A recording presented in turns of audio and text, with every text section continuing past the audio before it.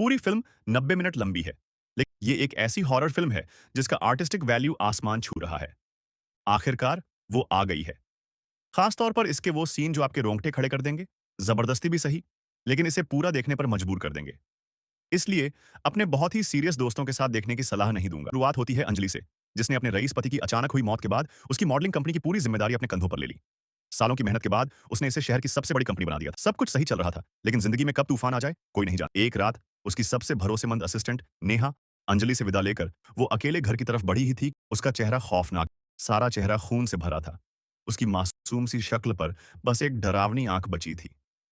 अचानक हवा में एक नुकीला भाला उभरा और अगले ही पल नेहा की वहीं मौत। उसी समय अंजलि को भी कुछ अजीब महसूस हुआ। वो बाहर देखने गई, लेकिन उसे कुछ भी नजर नहीं आया, इसलिए उसने इस बात को ज्यादा तवज्जो नहीं दी। अगली सुबह जब उसे नेहा की मौत की खबर मिली, तो वो गहरे सदमे में चली गई। इस दर्द से उभरने के लिए उसने एक बार जाने का फैसला किया। वहीं उसकी मुलाकात अर्जुन से हुई, एक स्मार्ट और आकर्षक लड़का। दोनों की बातचीत धीरे-धीरे लंबी चलने लगी और आखिर में दोनों अंजलि के घर पहुंच गए। इसके बाद जो हुआ, उसे हम स्किप कर देते हैं।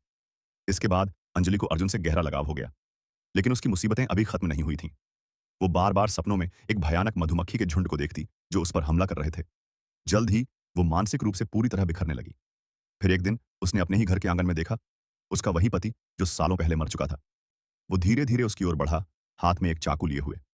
जब वो अंजलि पर वार करने ही वाला था, तभी एक रहस्यमयी लड़के ने दूर से गोली चलाई और उसके पति को गिरा दिया। अंजलि की जान बच गई और धीरे-धीरे उसने उस लड़के के प्रति एक गहरा आकर्षण महसूस किया। आखिरकार उसने उसका प्रपोज़ल स्वीकार कर लिया और दोनों खुशी-खुशी साथ रहने लगे।